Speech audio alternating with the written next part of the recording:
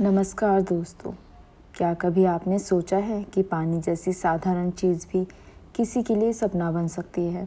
स्वागत है आपका कथा मित्र में। आज हम सुनेंगे ऐसी कहानी जो दिल को छू जाए। ठाकुर का कुआं। जोखू ने लोटा मुंह से लगाया तो पानी से सख्त बदबू आई।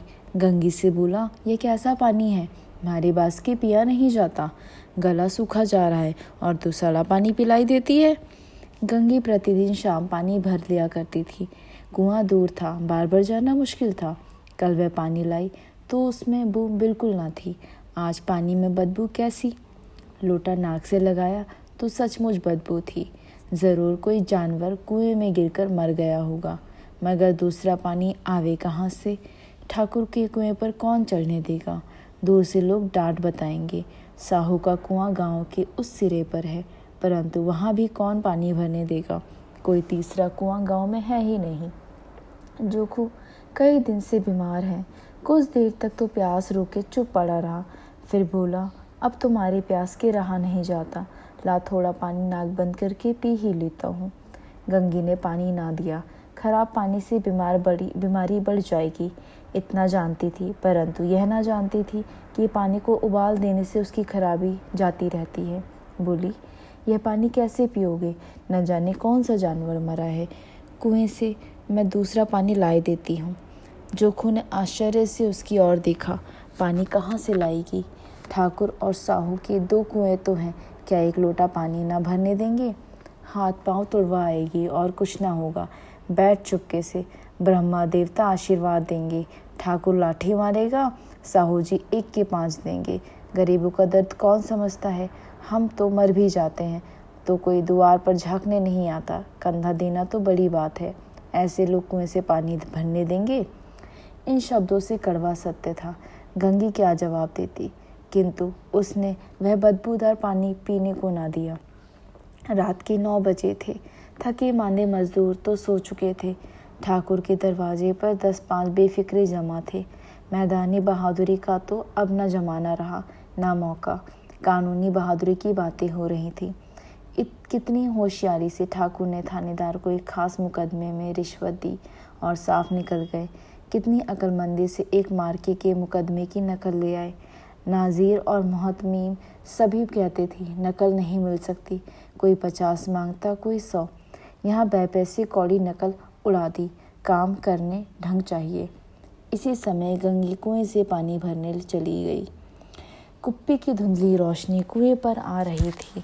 गंगी जगत की आड़ से बैठी मौके की इंतज़ार करने लगी। इस कुएं का सारा पानी गांव पीता है, किसी के लिए रोका नहीं, फिर ये बदनसीब नहीं भर सकते। गंगी का विद्रोही दिल रिवाजी पाबंदी और मजबूरियों पर चोटें करने लगा। हम क्यों नीच हैं और ये लोग क्यों ऊंच हैं? इसलिए कि ये लोग गले में तांगा डाल देते हैं। यहाँ तो जितने हैं एक से बढ़ के एक छठे चोर है। चोरी से करे, जाल फरेबी से करे, झूठे मुकदमे से करे। अभी इस ठाकुर ने तो उस दिन बेचारे गलीरे की भेड़ चुरा ली और बाद में मारकर खा गया। इन्हीं पंडित के घर में तो रोज 12 मासों जुआ होता है और साहू जी तो तेल में घी मिलाकर बेचते हैं। काम करा लेते हैं, मंजूरी देते नानी मरती है। किस किस बात से हमसे ऊंचे हैं? यह गाली गलौज चिल्लाते नहीं हैं और हम ऊंचे हैं, बस यही कहते रहते हैं। कभी गांव में आ जाती हूँ तो रस भरी आंखों से देखने लगते हैं, ऐसे छाती पर सांप लौटने लगता है। परंतु घमंड इसी बात का है कि बस हम ऊंचे हैं। कुएं पर किसी के आने की आहट हुई। गंगी की छाती धक धक करने लगी। तभी देख ले तो गजब हो जाए, एक लात भी तो नीचे ना पड़ी। उसने घड़ा और रस्सी उठा ली और झुककर चलती हुई एक वृक्ष के अंधेरे साए में जा खड़ी हुई। कब इन लोगों को दया आती किसी पर? बेचारे महंगू को इतना मारा कि महीनों लहू ठोकता रहा, इसलिए तो कि उसने बेगारी ना दी थी। इस पर ये लोग ऊंचे बनते हैं। कुएं पर स्त्रियां पानी भरने आई थीं। इनमें बात हो रही थी। खाना खाने चले और हुक्म हुआ कि ताज़ा पानी भर लाओ, घड़े के लिए पैसे नहीं हैं। हम लोगों को आराम से बैठे देखकर ऐसे मर्दों को जलन होती है। हाँ, यह इतना हुआ कि कलसिया उठाकर भर लाते हैं। बस हुक्म चला दिया कि ताज़ा पानी लाओ। क्या जैसे कि हम लौंडिया ही तो हैं। लौंडिया नहीं तो क्या ही हैं हम। रोटी कपड़ा नहीं खपाती, 10-5 रुपए भी छीन झपट कर ले ही लेती हैं। और लौंडिया कैसी होती हैं? मत लजाओ दीदी, छिन भर आराम करने को जी तरसता रहता है। इतना काम किसी दूसरे के घर कर लेती तो इससे कहीं आराम से रहती। ऊपर से वह एहसान मानता है। यहाँ काम करते करते मर जाओ, पर किसी का मुंह भी सीधा नहीं होता है। दोनों पानी भर कर चली गई तो गंगी वृक्ष की छाया से निकली और कुएं की जगत के पास आई। बेफिक्री चले पड़े थे। ठाकुर भी दरवाज़ा बंद कर आंगन में सो रहे थे। गंगी ने क्षणिक सुख की सांस ली। किसी तरह मैदान तो साफ हुआ।